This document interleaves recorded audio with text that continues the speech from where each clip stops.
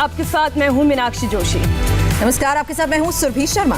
सुबह के 9 बजे हैं और हम आपके लिए लेकर आए हैं सुबह 9 बजे की 9 बड़ी खबरें। आज हम आपको दिखाएंगे चुनाव प्रचार में चौथी बार मंच से क्यों भड़के नीतीश कुमार, बिहार की चुनावी जंग में ओवैसी ने क्यों लिया मोहन भागवत का नाम, और हिंदुत्व के मुद्दे पर क्यों लड़े बीजेपी और उद्धव ठाकरे।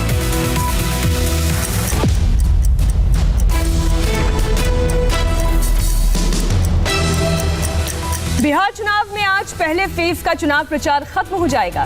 प्रचार के आखिरी दौर में नीतीश कुमार के खिलाफ तेजस्वी और चिराग पासवान की बोली एक जैसी हो गई है।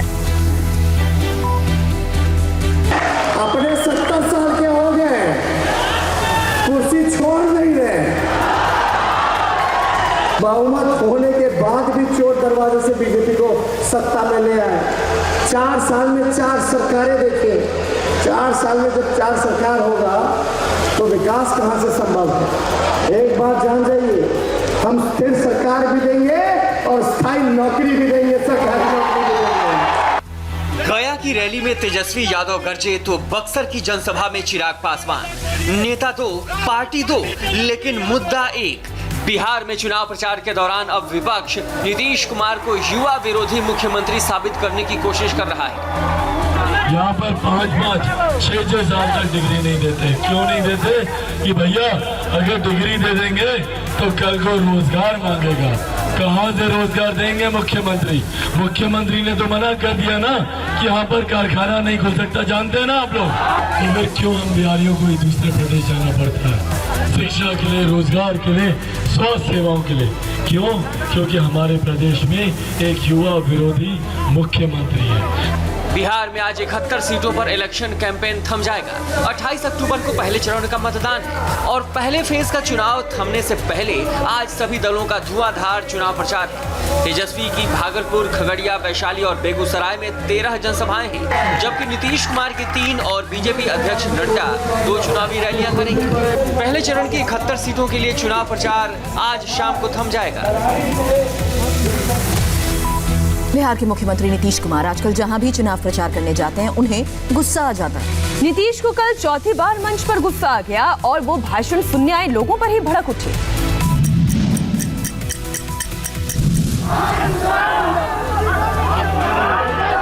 काहे के लिए मुर्दाबाद कह रहे हो?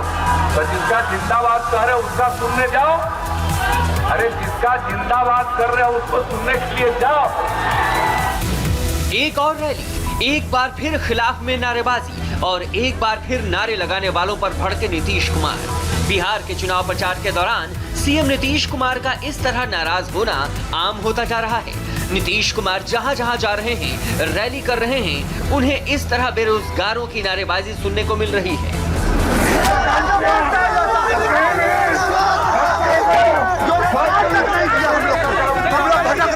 नेता चाहिए जमात का जैसा।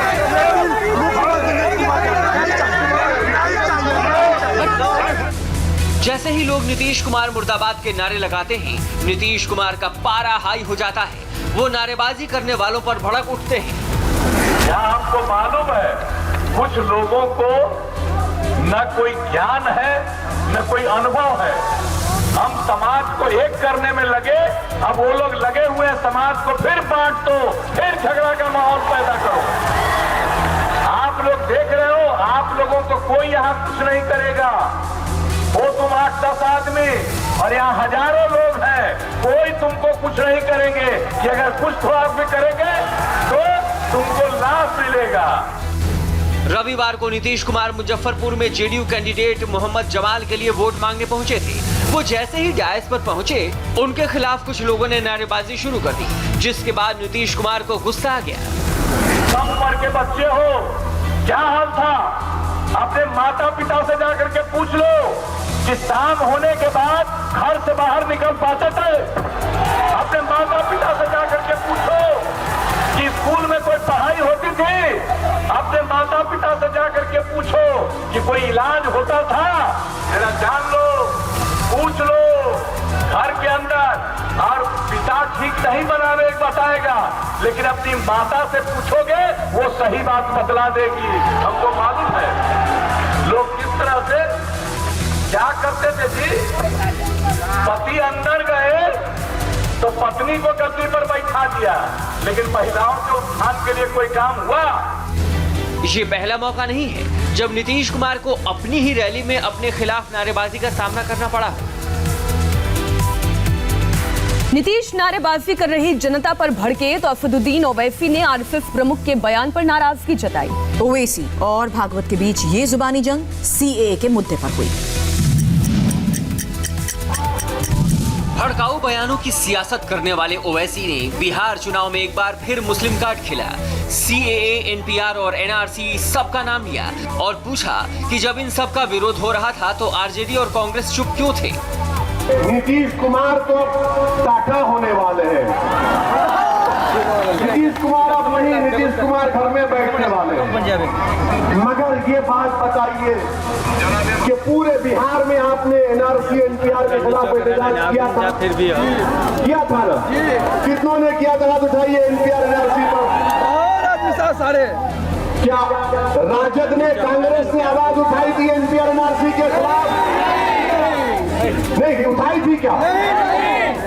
जेडीयू तो मोदी के गोद में बैठे दूध पीते हुए। पूर्णिया में ओवैसी की रैली से पहले संघ प्रमुख मोहन भागवत ने विजयदशमी के मौके पर सीएए का मसला उठाया था। भागवत ने जो कहा, ओवैसी ने उसका भी जवाब दिया। जो भारत के नागरिक है उनके लिए उसमें कुछ खतरा नहीं था, परंतु अब कानून का विरोध भी करने वाले लोग थे। राजनीति में तो चलता ही है। उन्होंने ऐसा वातावरण बनाया कि इस देश की मुसलमानों की संख्या न बढ़े, इसलिए नियम लाया गया।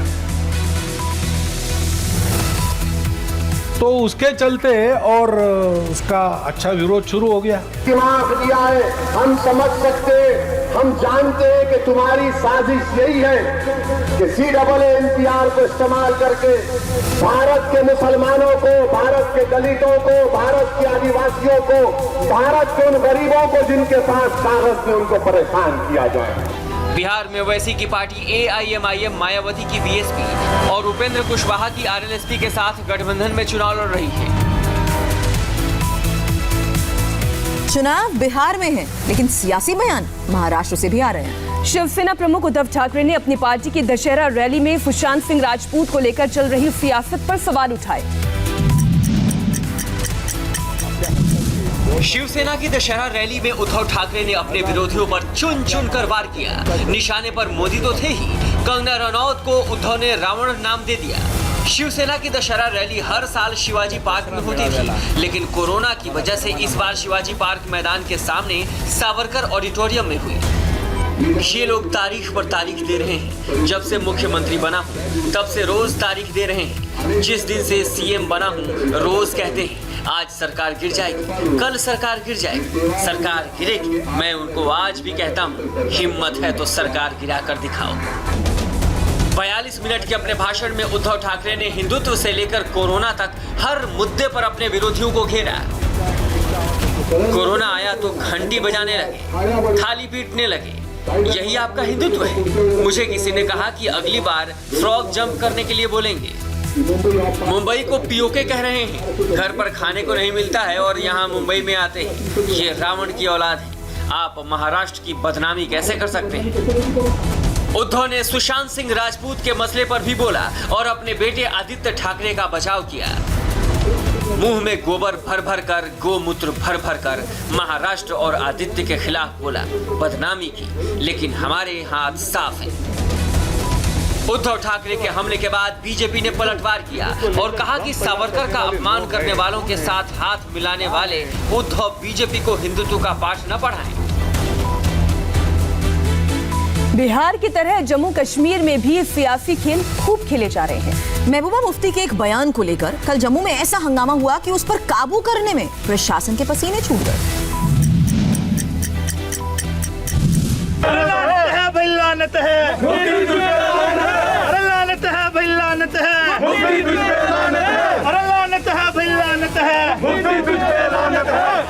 हाथ में तिरंगा लेकर यह हंगामा जम्मू में पीडीपी दफ्तर के बाहर हुआ। सैकड़ों की भीड़ नारे लगाते हुए पहुंची, भारत माता की जय के नारे लगाए और पीडीपी के ऑफिस पर तिरंगा झंडा लहराने की कोशिश की।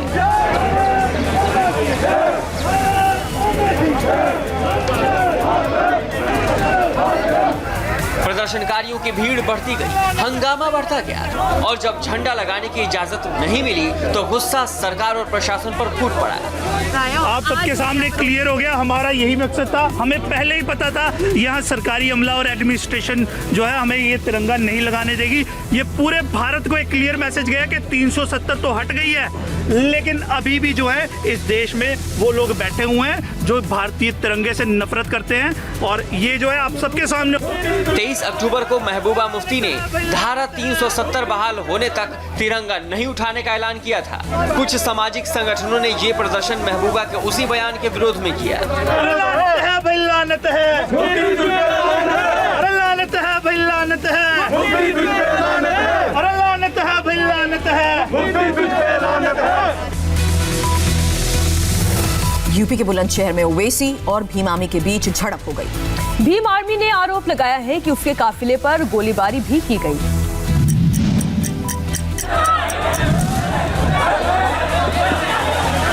आधी रात को भीड़ जुटी हुई, हो हल्ला, हंगामा हो रहा है, धक्का मुक्की हो रही है, नारेबाजी हो रही है। यूपी के बुलंदशहर में 3 नवंबर को विधानसभा उपचुनाव होना है, लेकिन कल एआईएमआईएम और चंद्रशेखर आजाद की पार्टी आजाद समाज पार्टी के समर्थक आमने सामने आ गए।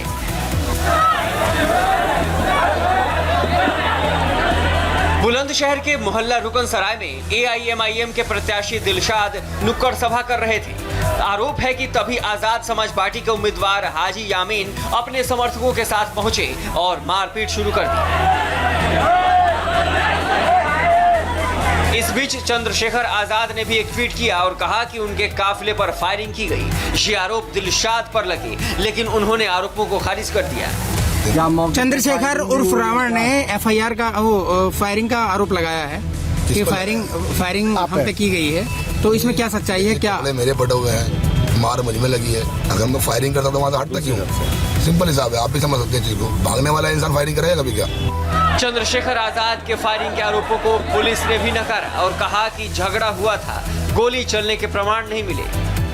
आजाद समाज पार्टी के प्रत्याशी हाजी यामीन और एमआईएम के प्रत्याशी दिलशाद, ये दोनों लोग चुनाव प्रचार में रुकन सराय कोतवाली नगर बुलंदशहर में गए थे, जहां इनके कार्यकर्ताओं के बीच में आपस में गाली गलौज की सूचना थी।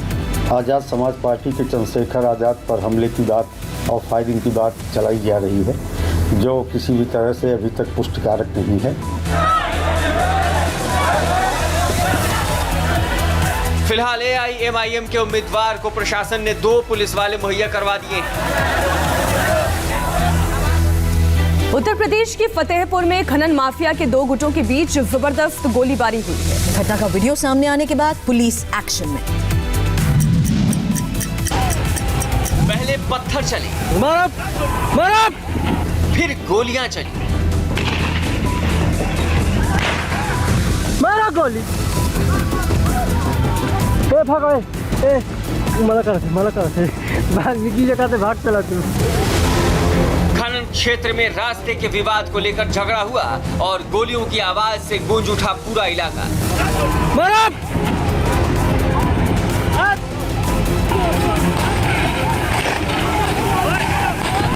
मारो,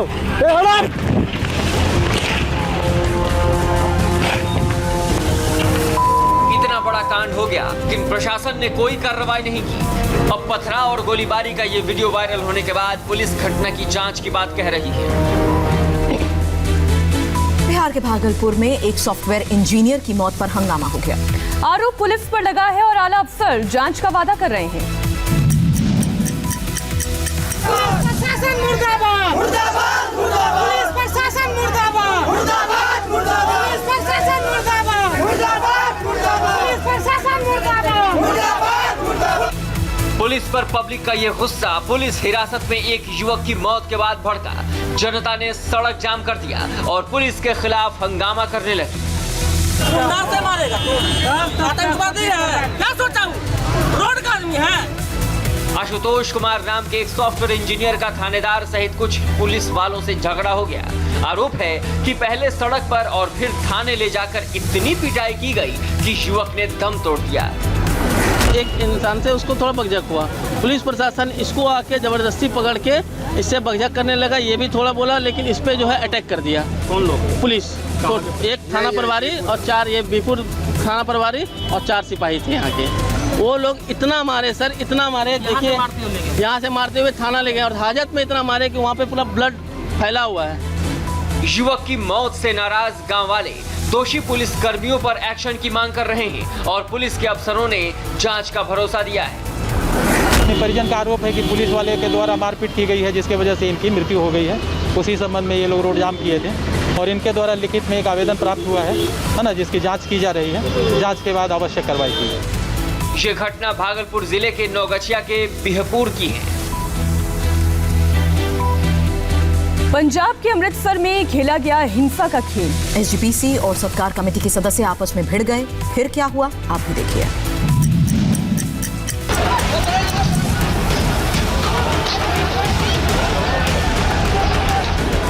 तलवारें चली, लाठी डंडे चले। पंजाब के अमृतसर में शिरोमणि गुरुद्वारा प्रबंधक कमेटी टास्क फोर्स और गुरु ग्रंथ साहिब सत्कार कमेटी के लोग आपस में भिड़ गए। दोनों पक्षों से कई लोग इस हिंसा में घायल हुए।